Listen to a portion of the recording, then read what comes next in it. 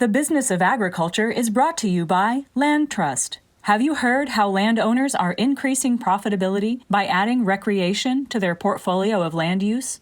Millions of outdoor recreators seek wide open spaces for birdwatching, photography, hunting, fishing, horseback riding, and many other farm and ranch activities. Landowners are partnering with the Recreation Access Network, Land Trust. Land Trust is an online platform connecting recreators with landowners for outdoor experiences on their land to increase profitability. Visit landtrust.com/BOA, as in Business of Agriculture, to learn more. That's landtrust.com/BOA.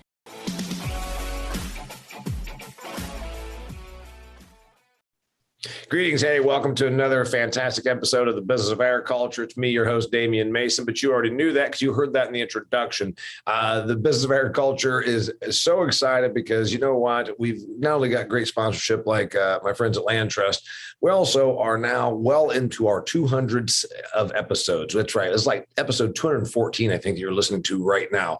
Go back and listen to all the great stuff. And if you do, you'll find today's guest. His name is Justin Lewton of Lewton Farms. Lewton Farms is a huge crop operation out of Bennett, Colorado, just a little bit northeast of Denver, 32,000 acre operation. Mr. Lewton was on this podcast about 100 episodes ago. That's right. A couple of years ago, I was a speaker for the Colorado Ag Leadership Program. I met him. He was a guest on this podcast. You can go back and listen to that. Today, Justin joins me because we're going to talk about the issue of what we are seeing coming out of Washington, D.C. in way of subsidies and at the farm level. And mostly it looks like it's going to be centered around green, carbon, cover crop, green, conservation. They don't even use the word conservation anymore. Now it's all about green. So Justin's going to tell me what he's been seeing out there, and we're going to talk about how it affects us at the farm level. Mr. Lewton, welcome to the Business of Agriculture. Thanks for having me on, Damian. Again, you're a repeat guest. That puts you in like this minority. There's only like maybe a dozen people that have been recurring guests. So you know what? I mean, this is like when Charo was on Love Boat always. I mean, if you're not old enough to remember Love Boat. You're referencing something a little past my age there. All right. Justin's a cool dude and a smart guy. He also is a Purdue grad, and we favor those people around here, even though he's out in Colorado. Most people from Colorado don't make it east of the river, and he did to go to the west side of the other river, meaning the west side of the Wabash River in West Lafayette, Indiana, to go to Purdue. Justin, tell me a little bit about your operation, and we're going to talk about how these things are going to impact you and other farm operators, because this whole discussion started with you and I on Twitter when I said, what's really going to happen here with all these green initiatives? Because USDA sends me an email about once a week, and I read through it just so I can keep up with the business. Looks like they're going to throw a lot of money at green initiatives. So what do you do with your business, and how is it going to impact you? I guess is the big question. Yeah. So background on us. Yeah, we're a very large operation. Well, in comparison to most, I've got a farm 5 miles away that's more than double what we are, but we're 32,000 acres, but the main thing is we're 102 years old this year. My great grandpa moved out from far northeast Kansas, just southwest of St. Joe, Missouri, because he was tired of rocks and trees, and apparently he was tired of rain as well. That's kind of a joke I made with grandpa at the time, but yeah. We're pretty diverse considering our size. So we grow mainly winter wheat as about a third of our operation, confection sunflowers for export to Spain, corn, non-GMO corn, millet, milo, and yellow peas I'm trying to make work as part of a harvestable cover crop and diversity in our rotation. So again, we're going to get back to what we're seeing coming out of Washington, D.C. and how it affects the farm level. But to cover a couple things, first off, I tell everybody when you folks are out there, I'm like, if you would try and farm where we actually get precipitation, it'd be a hell of a lot easier on you. That's why we here in Indiana, we grow stuff because we get a thing called precipitation.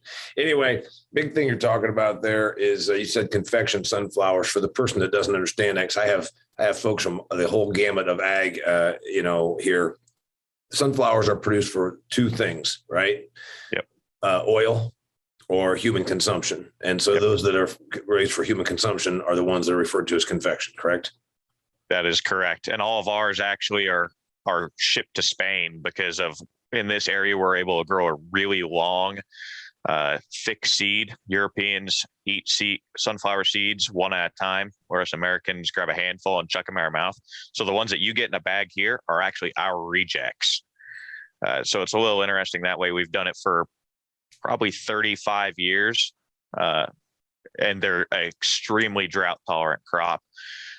It's exactly what you should be growing where you don't get precipitation. It's sunflowers and millet, as you said. Real quickly, by the way, I think if you asked the average European, you stood the average European next to the average American, it would be very obvious that they eat things one at a time and we eat things by the handful. French fries, cheeseburgers, you name it. We're bigger eaters than them. Real quickly then, and we're going to talk about these programs. You were in the Colorado Ag Leadership Program when I met you. So you're one of these guys that's pretty forward thinking. You got a big operation. You're always looking at the business side of it. To a certain degree, we all have to manage these government programs. I mean, I read the USDA emails. Some of the stuff doesn't impact me at all, but I need to know what's happening, about signing up for the county average ARC payments or whatever, which it doesn't really impact me because I rent my land out. But when I see the stuff about initiatives on conservation, you and I have been seeing more and more of this. What's your read on this right now? I mean, it's been growing, but now it's like at a fever pitch with the new regime in DC. Is that an accurate assessment? Yeah, and I would say a lot of it is reactionary. And as we've had discussions with senators in DC and in Colorado as well, and congressmen, they don't understand that a lot of these things we've already been doing. They think that we're very much simpletons and it's green acres with an M out there plowing up with every acre that we can. In some areas you have to. I mean, you get in the Red River Valley where it's cold all the time. You've got super heavy black dirt. You've got to turn it black to get it planted on time. Yeah, to get the soil temperature up in those areas, they do a lot more tillage and cultivation, so that way the sunshine can heat up the soil. But here we've got fields. I'm 27 that I've never seen cultivated. So we've been doing this for 3 decades, and there's a lot of areas across the nation that are doing that. It's like I say, it's reactionary, and it's not going to end up being very fair because the government should not, but it does pick winners and losers, it seems. And that's kind of the direction that you're going. When you talk about having to pay attention to these subsidies, I'm kind of an albatross. My preference would be to have a complete free market and say, get rid of the subsidies and such. But we also have to realize that these subsidies are not about soil health. They're not about helping the farmer. It's about cheap food and keeping the general population happy. And the general population says climate change is an issue. And they say, okay, they think carbon is a major issue. Okay, so how do we sequester carbon? It's not how do we sequester carbon that the question they should be asking is how do we measure it? Yeah. And when you start at things thinking that what we're doing is 100% wrong without any background education on it, or even just a general understanding, you start out with the wrong premise of how to do it. And when you're looking at subsidies this way, I may not want to take the subsidy because we've been doing it for 30 years. But the problem is my neighbor may take it, and it's nothing against them or anything like that either. And in the Midwest, we talked about that. When it comes to cover crops, okay, so you're going to get paid $25 an acre for a cover crop, but I can't grow a cover crop and then grow a crop after it simply because of the water usage. It's not.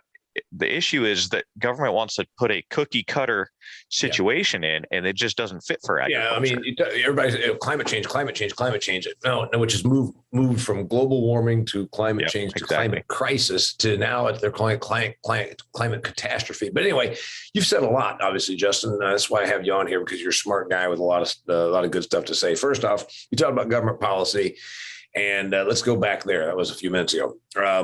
In my book, Food Fear, which is all about the past and present and future of the business of agriculture, I point out that when Abraham Lincoln signed in the law that created the United States Department of Agriculture, he called it the People's Department. It was very much, as you said, more than any other government agency, it's been about appeasing and or, shall we say, calming the masses. Fed people don't storm the Bastille. And as I point out, Americans are so obese, they couldn't even walk up to the Bastille. If you don't know what reference I'm making right there, that's Marie Antoinette and the French Revolution. Anyway, let them eat cake. So anyway, more than anything, USDA has been all about what you said is keeping the populace fed, therefore calm. And then you also said one thing that we also do is we react to political will. Now, I've pointed out that the masses believe that climate change is this huge, huge thing because activist groups have programmed and the media has perpetuated this. I actually am not as alarmist about this. I think that that is a big overblown thing because crisis always then means create power and wealth transfers. And, the United Nations actually is heading up this summit that's going on right now as we're recording this in Glasgow, Scotland. And it's all about climate change, saving humans from a certain disaster. United Nations have been perpetuating crisis since its inception. It was that we were all going to die of nuclear war. That was the reason the United Nations was created after World War II. Then we're all going to die of starvation. Well, the reality is there's less starving people today than there have ever been. In modern humanity. So what's the next thing that they have to perpetuate? The crisis of climate. So this thing has got wheels only in that it's become a force. It's become a political force. And so right now we're hearing about this. So what does the Biden administration trot out right in timing with going to Glasgow is we're going to tackle climate change and here's some initiatives. And they went big on the agriculture thing. We've not seen any of these things actually happen yet. Right? I mean, the new proposals, what I'm talking about, we're not seeing any of them, right? That's correct. We haven't seen what they're actually going to try and shove down our throats. They've got proposals out, but who knows what it's actually going to say at the end. And it's not the big item stuff. It's going to be the fine print that's the issue. And then you made another brilliant point, Justin, because my brother, when he was still alive, he's deceased now, the dairy farmer, said, you know what these programs do? They end up, as you know, if you're a farmer, you have no choice but to play the programs because it'd be foolish not to. I mean, they're going to give you these set of circumstances and then make it so you can profit from operating under the program. And sometimes you're like, this isn't even, for instance, you said, sometimes they're punishing the person that's already doing the right thing. If you were putting out cover crops all along, and then all of a sudden it became the trendy thing to do. Right now they're saying, we're going to give you $25 an acre toward your cover cropping. You're like, but only if you start now. We're like, well, hell, I've been doing it for that. So you got to stop for a couple of years, then restart. I mean, that's where the thing is always kind of dodgy, right? Yeah, well, and farmers probably won't go backwards. If they've got a no-till situation, they probably won't pull the moldboard plow across it because they see the benefits of it. And especially in your area, it's probably not worth $25 an acre. But the issue is Senator Michael Bennett also had a proposal about a year and a half ago. I think it was about that long ago, where they were going to have major tax rebates and funding to pay for equipment to go to new practices. That's where could be a major change in stuff because it's not cheap to change your entire practice. For example, for us, when we go to no-till, we run shell-borne stripper heads. It just takes the head off of the wheat. So we leave 3 foot of stubble out there. We can no longer run a hoe drill through it because it works like a giant comb. So you have to go to disc drills. That alone adds about $4.50 an acre to our initial cost of putting wheat in the ground. And when you apply that across 10,000 acres every year over the last 35 years, it adds up in a big hurry in what our initial costs are, but we see the benefits of it long term down the road. And so it's these ideas of we're going to fund people to do something new that already has a benefit. If they see the benefit to it, they will do it. Yeah, whether there's funding or not. And so the programs that I'm seeing touted are, first off, let's talk about the $25. That's how you and I began the conversation. Yep. And then I think it was you or one of the other people in my Twitter feed that said, we've been doing, it was a guy named Jim Sproul that is actually he works for an agricultural cooperative. He says the program already through NRCS is that you get $25. So what's new about this? Is this just the government getting credit for what they've already been doing, or what the hell are they talking about? An additional? Do you know? My understanding is that it's an additional $25 an acre. Okay. So that's my understanding of it. I don't know how it's going to end up though, because you never know with government. And now you're talking about $50 an acre for me to go out and put cover crops. And let's say for the person that's listening right now that doesn't even know what we're talking about, a cover crop means you're putting something out there to grow on the soil to protect it during the season that's not really your season. In other words, if Justin was going to put in a cover crop, he'd probably do it on, let's say, your sunflower acres, right? How would you go about doing it? Well, we would do it probably after our fall harvest or after wheat harvest as well, and try and in that mini fallow period and go until at least the next spring, where we're going to plant, for example, where we plant sunflowers, we try to plant millet behind that, a high water use crop followed by a low water use crop, low residue versus high residue. We'd probably try and have some type of cover crop from now. We finished sunflower harvest yesterday until June 1 when we plant millet.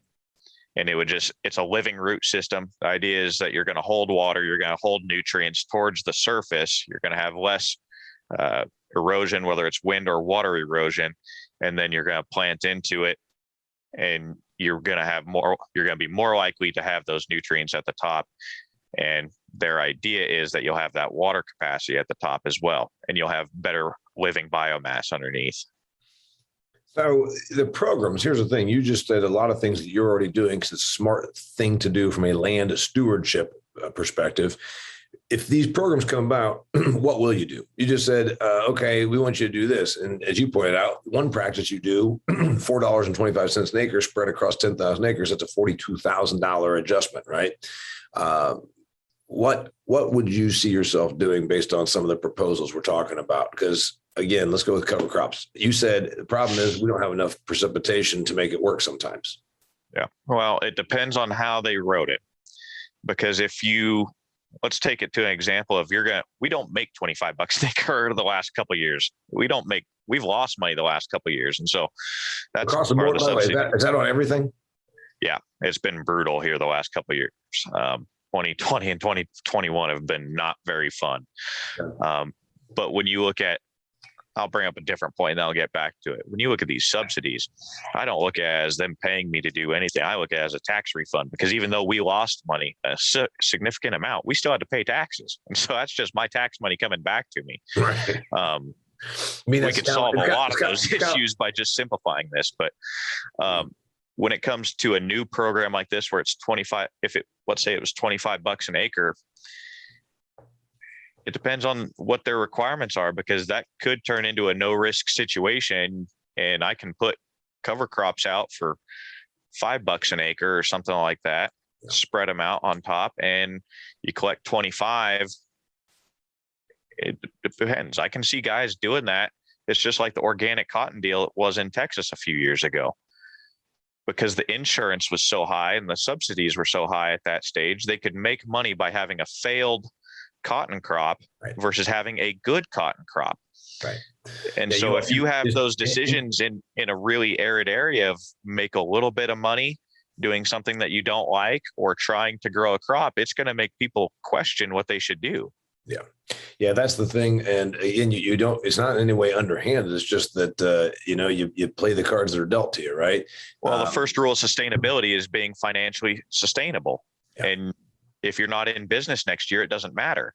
Yeah. It's no different than the CRP program in a lot of ways. And you want to talk about climate and such like that. There's an area in Southeast Colorado, like Baca County. It was kind of the heart of the Dust Bowl when you go from that area down into Oklahoma.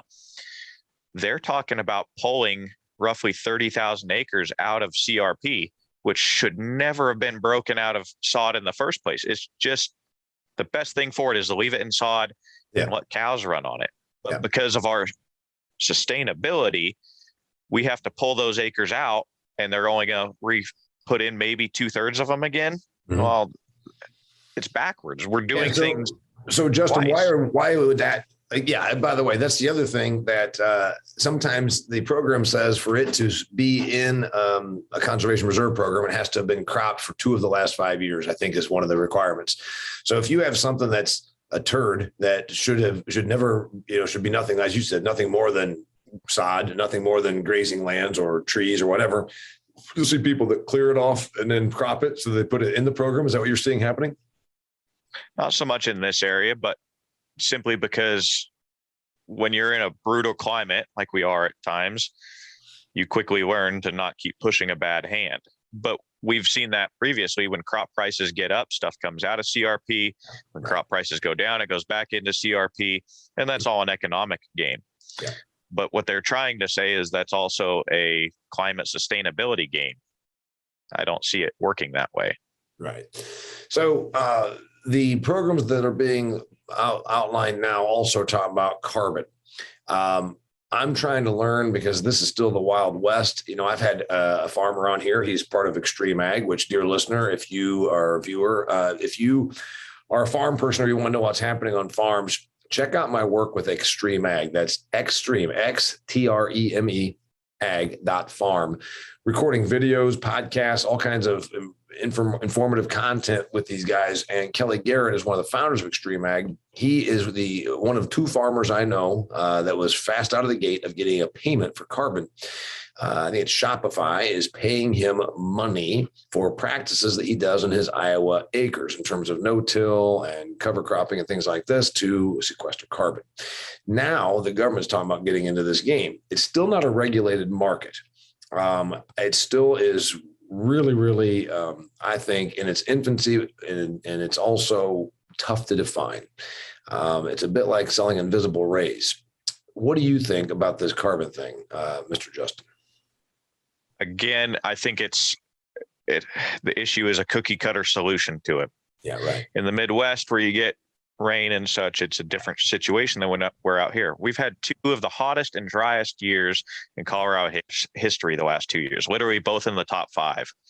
2 years ago, when I would dig behind an air seeder or a planter, I could not dig more than 3 or 4 inches before I found an earthworm. I don't think I could take 6 shovelfuls of dirt and find one now, because of how hot and dry it's been.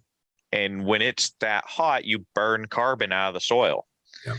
And so one of our concerns as wheat growers, whether it's at the state level or at the national level, is, are you going to be punished if they're tracking what your carbon levels are? Are you going to be punished in drought years and have to make payments back because you burned carbon in those years, whether it's your fault or not? Yeah. So you're talking about measurability. There's no answer to that. It's one thing to say the practices. Okay, we're going to pay you money from the government if you do these things. I've made the point behind my desk right here in this field behind my house here at the farm. I've got about 94 acres, I think it is, 90 acres or so of alfalfa. And it's a cover crop. It's a perennial, essentially. It's about a 5-year program on this. I mean, we're doing everything right. We've got a field that does not blow away, does not wash away, and also has green stuff on it all year round. Nobody paid me to do that necessarily in this new program they're talking about on carbon sequestration. I've got 40 acres of woods on this property. I don't get any government payment for sequestering carbon through my woods, whereas we know that those trees are, we keep hearing that the Amazon is the lungs of the planet. Well, then what about my 40 acres of woods? Aren't they the lungs for Indiana? And so are we going to see payments for these things? It tends to be, they say, no, only if you begin these new practices. So again, what do I need to go out and bulldoze my woods and then plant trees to get it? That's what you keep wondering about. And A, on the practices. Now, B, you talked about measurability. What do you think? So they talk about being able to measure in forest and such. And I think you could probably measure that more easily than elsewhere because it's relatively stable in what it's doing each year. Trees, unless they burn, they're going to be there next year. Yeah. In agriculture, it's going to be varying hugely. And I sat in a senator's office in DC and I said, how are you going to measure this? They said, well, we're going to look at it in the atmosphere. I said, okay, so how are you going to measure the carbon difference in the atmosphere in any way that's not going to be influenced by your neighbors. Let's say you've got that 40 acres there. How are you going to measure that 40 acres? Or even let's make it bigger. Yeah. Our biggest field is 960 acres. Even if you stuck a probe in the middle of that, you're going to be influenced by the other tens of thousands of acres that are around it. They said, well, then we'll stick probes in the ground. Okay. How are you going to handle that when by August everything is typically dead here, whether it's just we're out of moisture, everything's drying down for the season? How are you going to handle that? How are you going to handle it when you hit a drought period? I think they're going to try and put something out there, but it's going to be like trying to measure climate change in general. Yeah. Well, it's going by to be the way, a lot of guesswork and algorithms and models. And models have an issue of being exponential because that's what they try to be. Well, your point and my point are essentially the same in that we can pay for practices. Well, the government, whatever, us taxpayers can pay for practices, but does that actually mean that we're getting results? They pay me for a certain practice and they pay you for the same practice. And like you said, just climatologically, bullshit about climate change. We know that what happens in Northeast Colorado is very different than what happens in Northeast Indiana, just because of the weather patterns that have always existed. So do you see, here's another one that was brought up in our little Twitter feed. Let's say Dan Mason figures out a way to get money from the government for carbon sequestration. Does that preclude me from then getting it from private? Does, Microsoft is allegedly giving a bunch of money through intermediaries to farmers for practices that are supposed to sequester carbon. If I take money from the government, does it preclude me from that, do you think? I think it will. I think it's going to be choose one or the other. I don't see any way that you're going to be able to double dip into that pot. Yeah, I think you're right on that. And then also, if you noticed, right now the big companies, and you're a large enough farmer that these people, you're definitely a suitor. I mean, they come to your office. Sure. I mean, if I got a 50 acre farm out here, I don't get a lot of attention. When I got 30,000 acres, I get a lot of attention, right? You probably have had companies that come to you and say, we want to buy your carbon, or we want to broker your carbon. Have you had that discussion? We actually haven't had anybody come this way. I think that's more of a situation that they don't think of agriculture in Colorado. So I'm guessing if people are coming door to door on that, it's going to be in the Midwest and such. I mean, I've gotten emails from different places, but I think that's just a blast at, they look up who's in this area and they send a blast out to everyone. So what I'm told is, and then again, we're getting away from the government part of it, or the private part of it, the Bayers and the Land O'Lakes / now True Terra, they want to broker your carbon, and I'm hearing it. I have not seen proposals. Nobody's come to me and said, Damian, you know what? You can't rent this land, but make sure that your tenant does that. I haven't seen any numbers. Have you? Well, I haven't seen exact numbers, but I've seen that practice in action. FBN, Farmers Business Network. Yep. I don't remember I think it was Gradable that they signed a deal with, and they're going to be part of the carbon market that way. So I can see where some of that is going. Yeah. I can too, but it's still, again, I've heard everything from $6 an acre to that you should be getting 35. Well, there's a hell of a difference. As you pointed out, that could be your margin. I mean, we've seen plenty of years where if you made $35 an acre margin, you lived to fight another day. This carbon thing could end up being the margin, but there's a hell of a difference between 6 and 35, right? Absolutely, there is. And I think it's so much in its infancy of trying to figure out what it's going to be.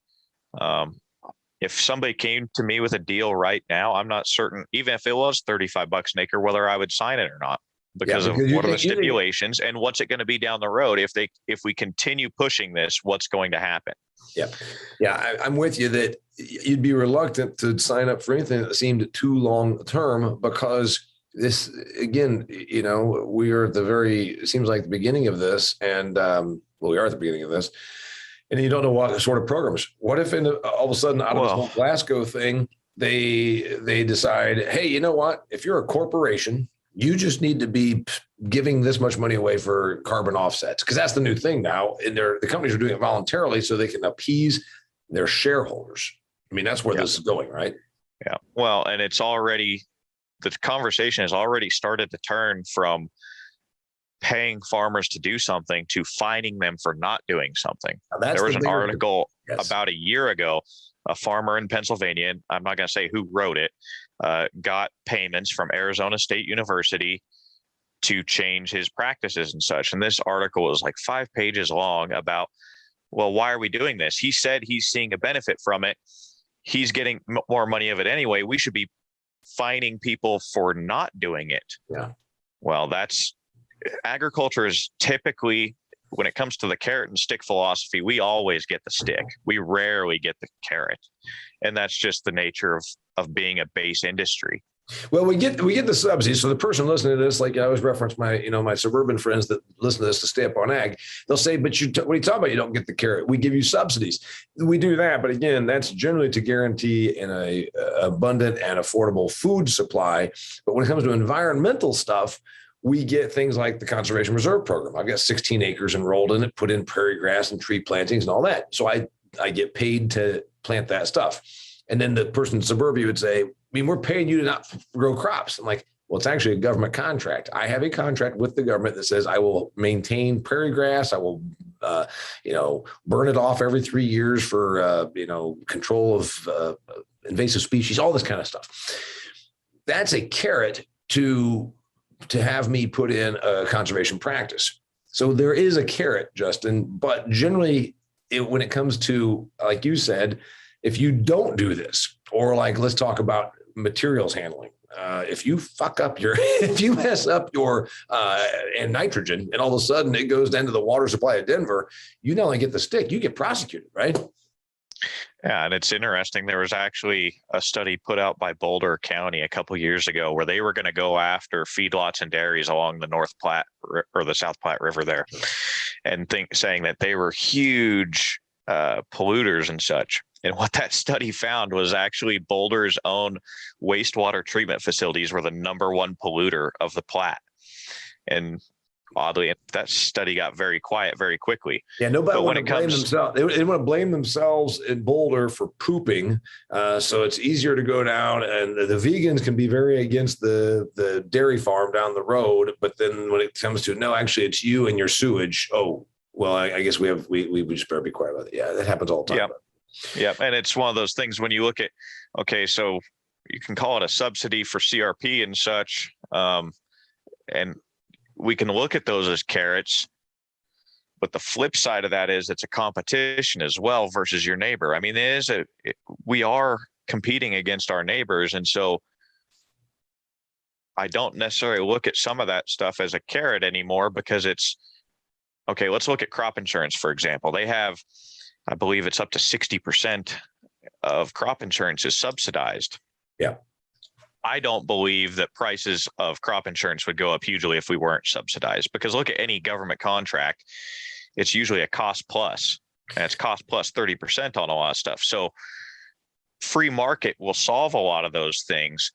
And if people look at, if your house burns down, they're going to pay you to fix your house or rebuild it to that level.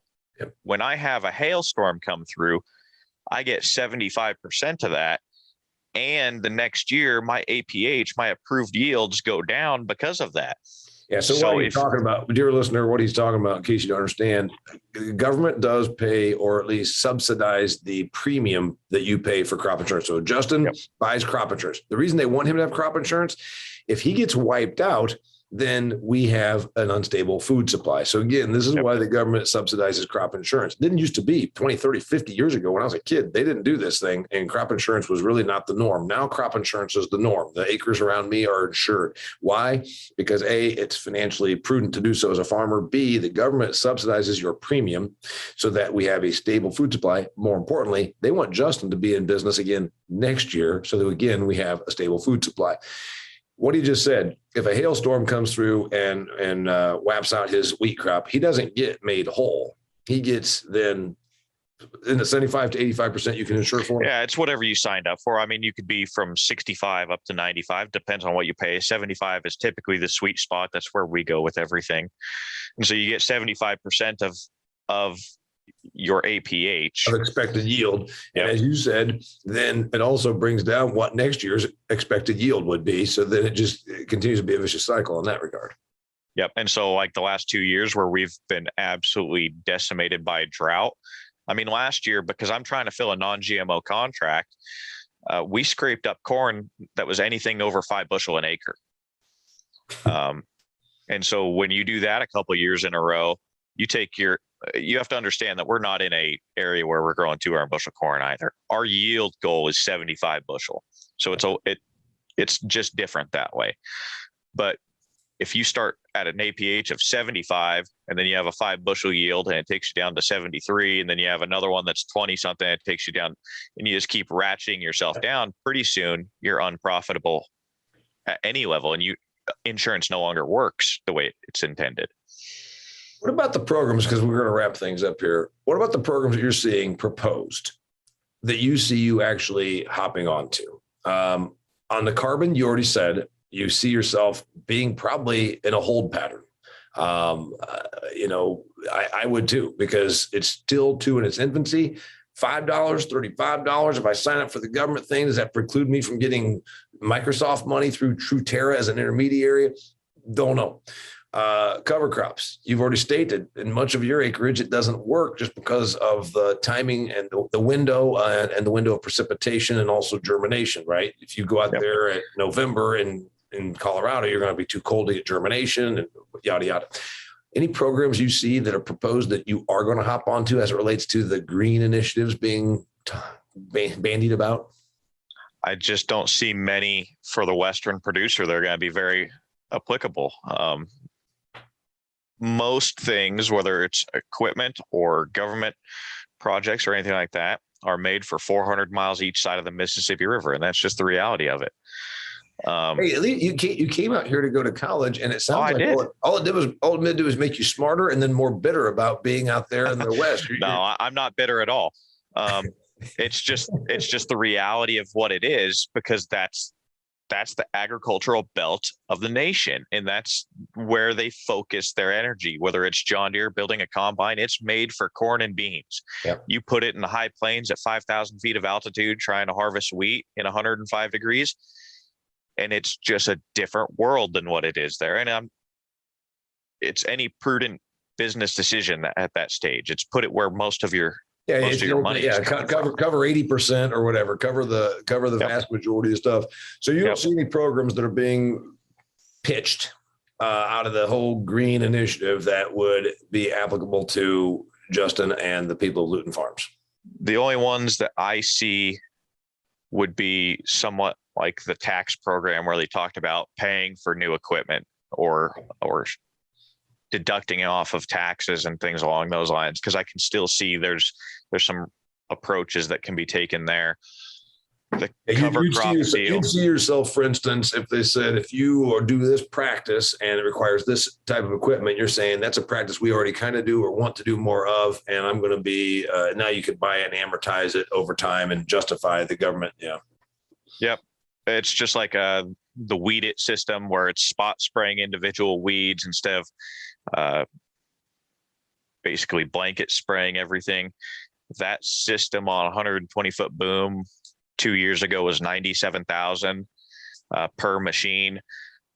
I can see that as being something that's a new practice that could be applicable in that situation.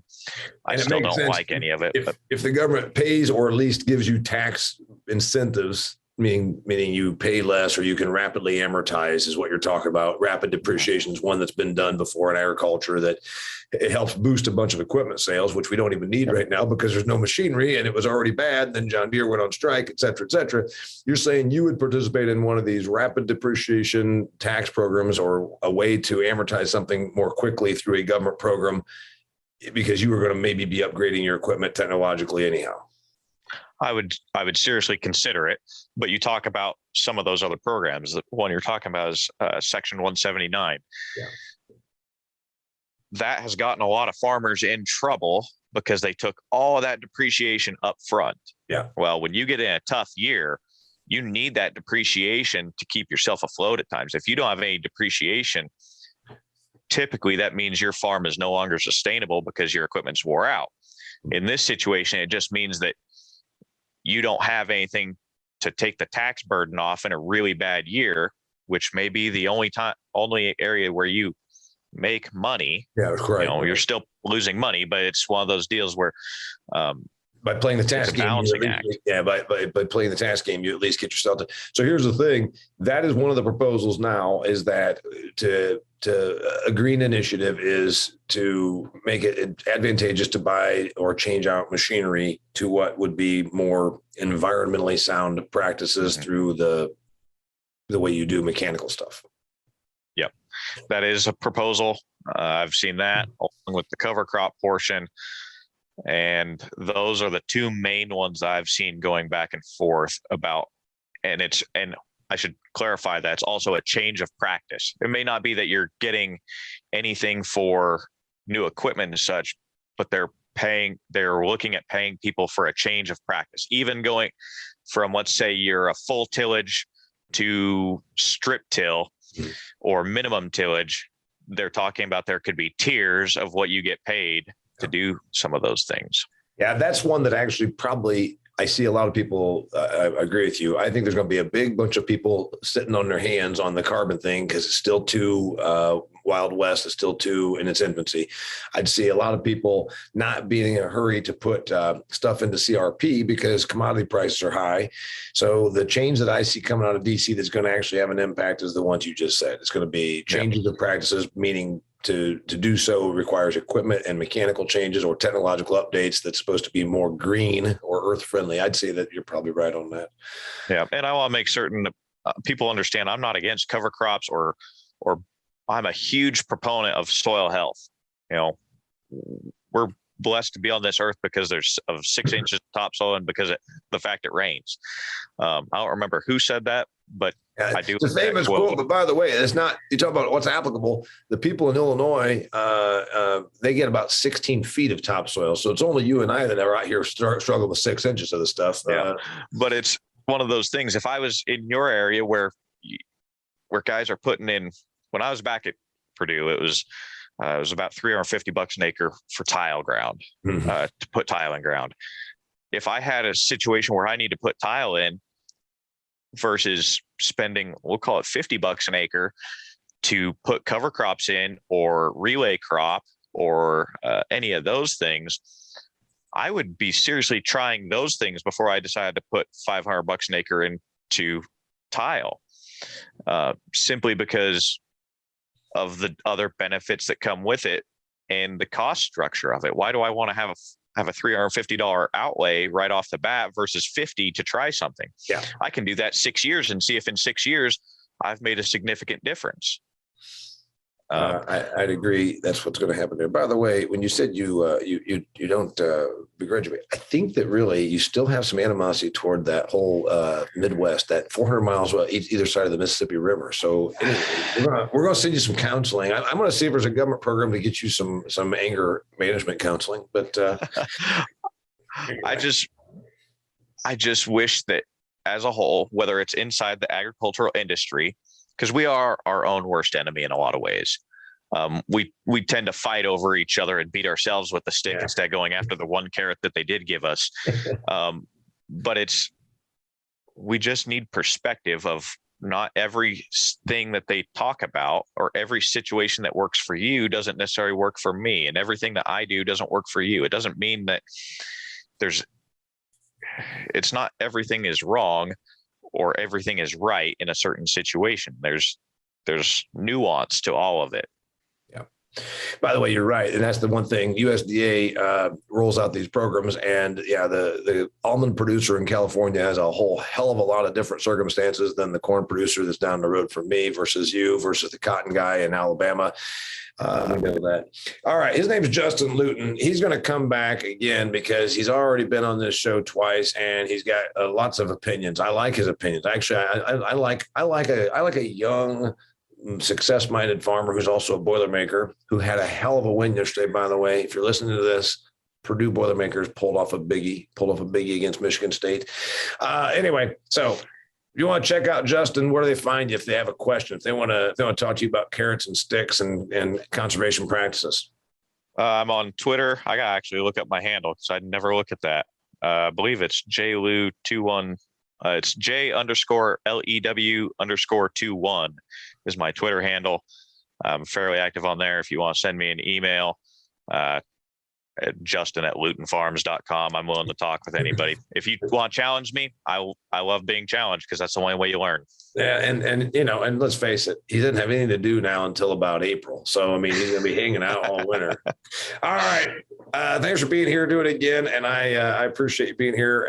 We will have more, by the way, dear listener and viewer, about this, because this is still an absolute evolution, what's going on with these government programs. And I see a bunch of green initiative, whether it makes perfect sense or not. I see the United States federal government being involved more from what the voters are saying and the administration is pushing in the green thing. So stay tuned and we'll have more of that. Till next time. Thanks, Justin. Thank you. Till next time, it's the Business of Agriculture. This episode of The Business of Agriculture was brought to you by Land Trust. Landowners, just like you, are increasing profitability by adding recreation to their portfolio of land use. Millions of recreators actively seek wide open spaces for birdwatching, photography, hunting, fishing, horseback riding, and many other farm and ranch activities. Owners of farm and ranch properties are partnering with recreation access network Land Trust.